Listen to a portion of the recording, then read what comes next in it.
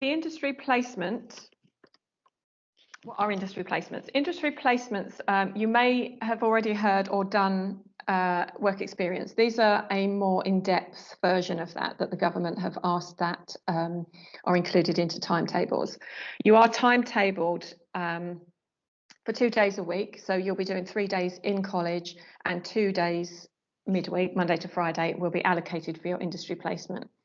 Now, what the government would like you to do is a minimum of 315 days. That sounds like a lot, but that is actually those 2 days, a minimum of 7 hours each day, term time only, from roughly, we say, beginning of November to the end of June. So that's the academic year, term time only. Now, in professional cookery, we're flexible on those hours, but within professional cookery, obviously, lots of employers work different hours and different days, so we tend to accommodate that whatever works for the employer. But as a general basis, we do 2 days a week for the whole year, and that works out to a minimum of 45 days. Your placement has to be industry specific, so whatever you are studying, and if you want to be really detailed, you could look at the specific course, I can't remember what they're called, schemes of work of what you actually study on your course, and you can find a placement that follows that. However, I like you to focus as well on what you want to do. If you know, a lot of people don't know, so we'd like you to focus on what you'd like to do, what area you might want to go in. And I find a lot of people think, oh, I'd like to do so and so, but I don't think I'll get to do that. Always reach for your dreams, because this is something you're going to do forever. Or it might not be, you might change your mind. But I always like people to aim quite high with what they want. And I'm here to help, Claire's here to help you achieve your dreams, really, and get the experience you need to go in a direction that you are going to enjoy for the rest of your life. You will have learning objectives, which will be set by your tutor. And as part of us monitoring your placement, we will ensure that your employer is helping you to gain and reach those objectives that are set for you. The placements are mandatory, and they are something that we really think you'll benefit from long term. If you're doing 2 years, of course, it will be for the 2 years, but we assess each year as you come along, as it comes along. For a September time, when somebody starts, we like you to bring your placements with you. I'll give you a bit more detail as we go along. But if you don't have a placement, then we would expect you to spend the 2 days that are timetabled for you to be looking for a placement and interacting with myself. I'll be based in J Block if you're in the college. If not, then I'm on Teams, which is a platform that we use to contact students, and you can contact me on there anytime. Next one, industry placements. As I've said, they're mandatory. And it's obviously repeating everything I've just said to you. Let me see what's on my notes. So again, yes, just going again, think about your career plans and the type of career you want to go into. When I meet everybody individually in September, I ask you questions as well, like what are your hobbies, what do you like doing outside of college? Because if you don't know what you want to do, sometimes it's nice to intermix the two, and we can quite often find, for example, let me give you an example. I can give you a business example. I had a business student who wasn't sure what she wanted to do, but she loved animals. So I found her a place in a doggy daycare, and she now is an apprentice there and plans to open her own in a couple of years. So it does kind of help to tell me what you like. If you don't have a confirmed placement, as I say, you will be expected to interact with me and show that you are approaching employers, etc. In terms of what type of thing we would like you to do, as I say, it has to be specific. However, if you come to me and say, I work at McDonald's, can I use that? We can't accept that. And I can go into that individually with everybody at the time. I don't want to go through a list of what we can and can't, because I like to look at everybody individually and see how it works, if it fits in. There's lots of factors that we look at with placements. Okay, so on to sourcing. Oh no, sorry, my notes are wrong. Hang on a second, technical difficulties. Student benefit. Industry placements will help you prepare for work. Lots of you may not have a job or have any relevant experience at the moment for your industry that you want to go into. When industry placements, when we put students on industry placements, it gives you an understanding of how the workplace works. They do still understand that you are students, so you're not treated exactly like another member of staff, but it does give you a good idea of how a business runs, which is always good to know. If you only want to be a hairdresser or you only want to be a chef, it's still a good idea to know how that whole business runs because you have an understanding of your colleagues as well. Boosts your confidence. Again, you are, because it isn't exactly like a job, it's kind of giving you a soft introduction. So you will be much more, you'll have a kind of a step ahead from other people applying for roles when you leave college, because they may not have done the industry placement, which is technically still not something that's in every college in the UK. It's still a select amount of colleges that are doing it. So you will have more experience on your CV than anybody else. Just going off tangent for a minute, a CV is something that's really important that you have done first before you come to college if you don't bring a placement with you. I can help you with that, so please don't panic if you haven't got one. That's what we're here for. Employers do look for applicants who have more industry experience, as I was just saying, and when you leave college, you will also be able to gain references from these employers and also from us. But I think from having employer references is a big thing, and it would again put you ahead of a lot of other people going for the same role.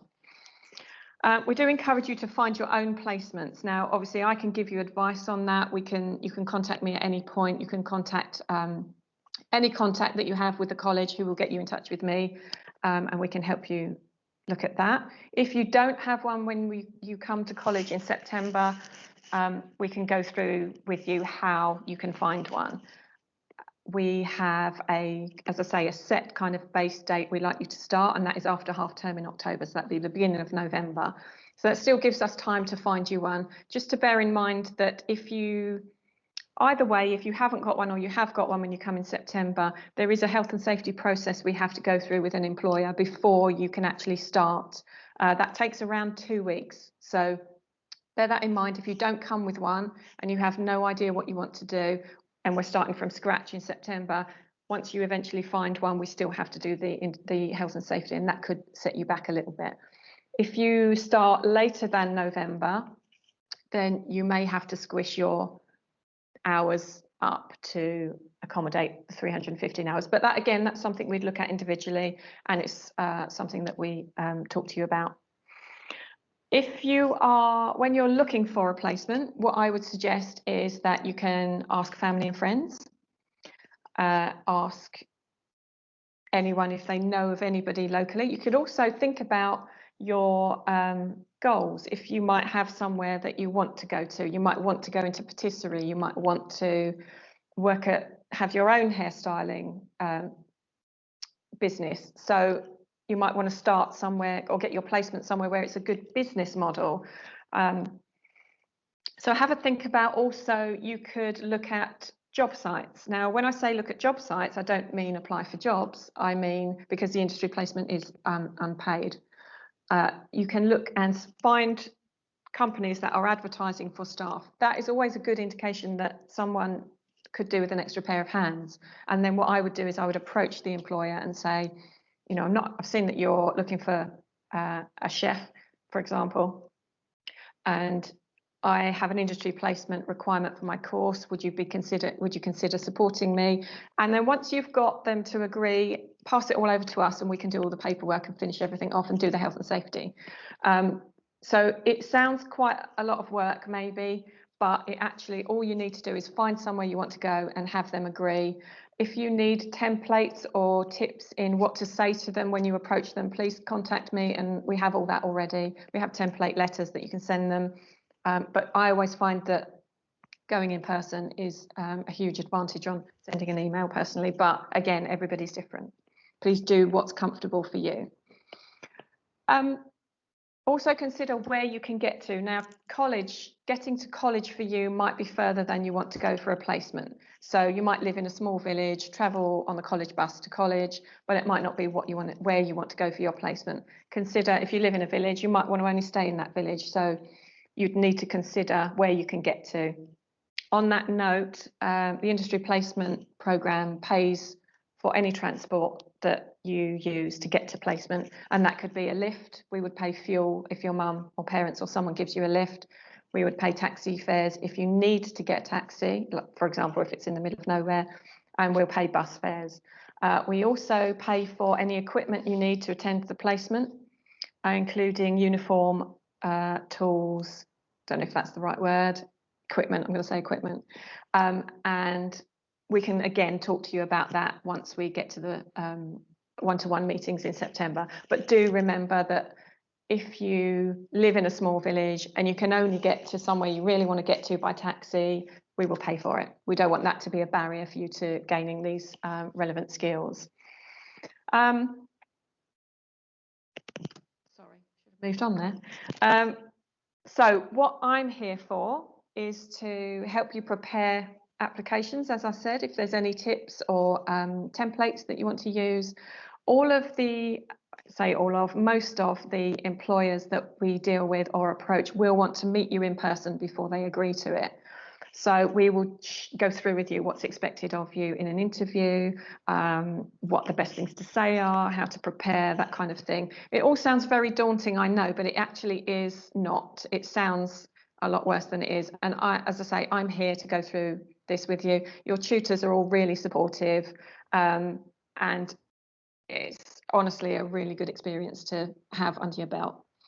I will visit the industry placement employers in person normally. Hopefully we'll be back to normal by September. If not, then we do it all over Teams on video calls. So, and then once you're in your placement, the industry placement coordinator will visit you midway through and at the end, and we carry out reviews with your employers and you. We don't like to leave people just there. So, you know, if you find a placement and you don't like it, then come to me and we'll find you another one. We don't want you to stay somewhere that you're not happy or not getting anything from. I will be from September, hopefully based again in J Block where you all will be. So you'll see me a lot and I will regularly come into your tutorials. You can ask me questions whenever you need to.